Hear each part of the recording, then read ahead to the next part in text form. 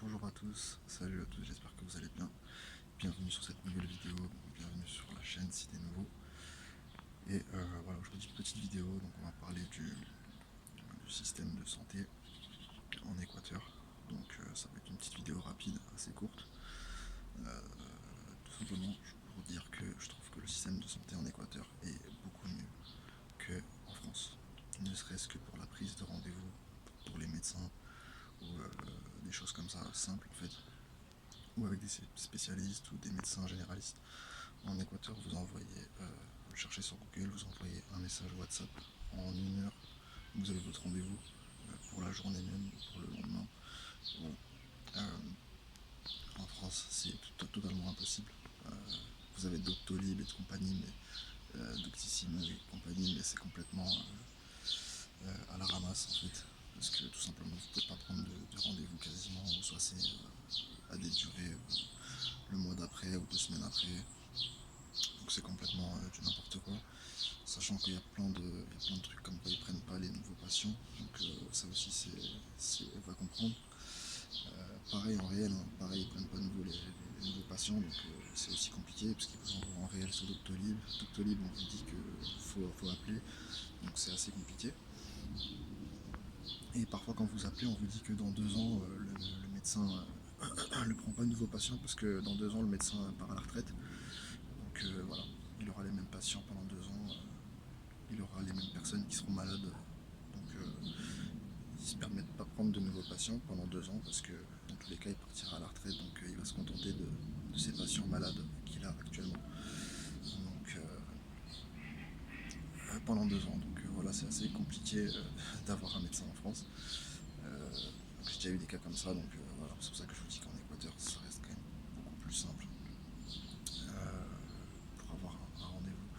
Pareil, les hôpitaux, il y a aussi pas mal de médecins. Ils font l'inverse d'ici. Ici, on a beaucoup attendu que les médecins aient de l'expérience, déjà avec des longs cursus scolaires. Et, et en France aussi, les médecins, la plupart sont déjà à la soixantaine, etc., voire plus. Et on les a laissés en place. Et aussi, le processus de formation est long en France. Donc voilà, là-bas, c'est l'inverse. On fait beaucoup plus confiance aux jeunes. Donc il y a beaucoup plus de jeunes en formation, en apprentissage, en stage, etc. Il y a beaucoup de jeunes médecins. Donc voilà, c'est complètement l'inverse. Donc ce qui fait qu'il y a plus de personnel pour soigner. Après, peut-être, c'est sûr, moins d'expérience, moins qualifié, mais au moins il y a plus de médecins partout. Euh, les centres de santé sont gratuits, il y a des centres spécialisés privés. En Équateur, il y a des bons hôpitaux avec des trucs dernier cri. Voilà. Après, pour l'accouchement, comme je vous disais, ils privilégient une méthode naturelle, donc ça veut dire sans péridurale. Donc après, il y a pour certains trucs, encore où ils ont certains trucs à l'ancienne, mais ils vont pas opérer de la même façon, ils vont pas faire les mêmes choses, mais dans l'ensemble, après, en termes de qualité de matériel d'hôpitaux, il y a tout ce qu'il faut. En termes de médecins, il y a tout ce qu'il faut, etc. Donc pareil pour les pharmacies. Vous voulez un médicament, il n'y a pas besoin d'ordonnance. Après, ça peut être bon, oui et non. Mais là-bas, voilà, vous pouvez prendre des médicaments sans ordonnance. En tout cas, la plupart des médicaments classiques. Après, peut-être qu'il y en a d'autres plus spécifiques où il faut l'ordonnance. Mais pour des médicaments qu'on a besoin d'ordonnance, des antibiotiques en France, là-bas, il n'y a pas besoin. Donc ça, c'est bien. Et après, là-bas aussi, pour tout ce qui est médicaments, donc, en Équateur, vous pouvez acheter même à l'unité. Donc, voilà, vous pouvez acheter des médicaments à l'unité, que ce soit Doliprane, paracétamol, peu importe, des trucs pour le ventre. Donc en Équateur, il y a tout ce qu'il faut au niveau des pharmacies. Après, des fois, c'est même des pharmacies, ils font un peu de tout, épicerie, voilà, il y a un peu de tout.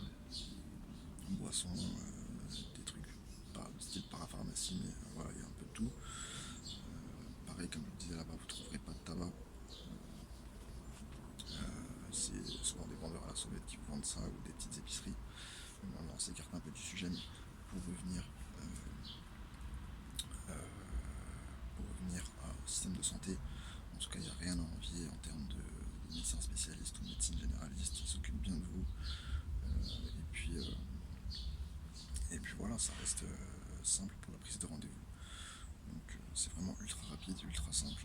C'est WhatsApp ou sinon vous l'appelez, vous allez sur place même. Donc voilà, des fois vous payez, des fois c'est gratuit, ça dépend où vous allez.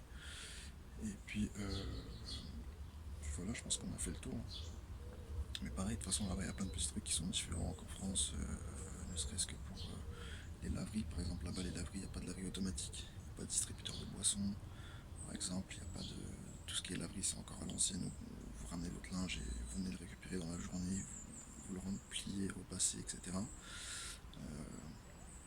Mais voilà, ça c'est des idées de business aussi, par exemple à lancer en Équateur, de laverie automatique ou des distributeurs de boissons, hôtels, il manque encore de l'hôtellerie, tout ce qui est tabac, comme je vous disais, il n'y a pas de tabac, il n'y a pas beaucoup de bars, restaurants il y en a beaucoup, mais par contre la bar, tout ce qui est boîte de nuit, tout ce qui est hôtel, ça manque encore d'hôtellerie. Et puis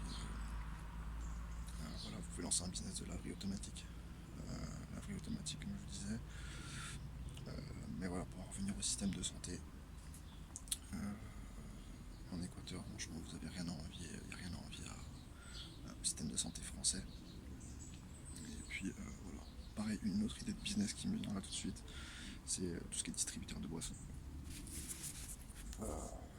Donc voilà, là-bas, il n'y a pas de. Il n'y a pas de distributeur de boissons, etc., comme vous pouvez avoir dans les entreprises en France, dans les hôpitaux, etc. Distributeurs des petits snacks, quoi. Là-bas aussi, il n'y a pas. Donc, pour ceux qui désiraient de s'expatrier et d'importer ce type de produit ou tout simplement d'aller démarcher les entreprises, hein, pour savoir si elles en ont besoin et de leur vendre directement. Donc voilà, ça c'est une idée de business aussi potentielle pour quelqu'un qui souhaiterait bah, se lancer dans un marché qu'il n'y a pas encore en Équateur. Donc voilà, peut-être que vous vous lancez dans ça en France, ça ne marcherait pas parce qu'il y a déjà de la concurrence, etc. Mais en France, en Équateur, c'est un business potentiellement qui cartonnerait parce que c'est nouveau, quoi. C'est comme les laveries, par exemple, comme je vous disais, la laverie, ce serait nouveau, automatique. Voilà, ça c'est pareil. Il n'y en a pas non plus. Il n'y en a pas, en tout cas, c'est ultra rare. C'est peut-être sur Quito. Et encore, je sais pas, je pense pas. Normalement, c'est encore à l'ancienne, comme je vous disais. Mais si vous avez une idée comme ça, voilà, vous importez vos laveries, vos machines à laver, vous faites votre petit local et puis vous mettez votre système automatisé et puis voilà, ça tourne tout seul. Donc voilà pour cette petite vidéo. On s'est grave écarté du sujet, je le sais, mais voilà, en même temps ça permet d'évoquer un peu autre chose. C'était une vidéo assez courte, c'était juste pour parler du système de santé principalement. Donc voilà, si cette vidéo vous a plu, n'hésitez pas à liker. Si c'est nouveau sur la chaîne, n'hésite pas à t'abonner et puis je te dis à la prochaine.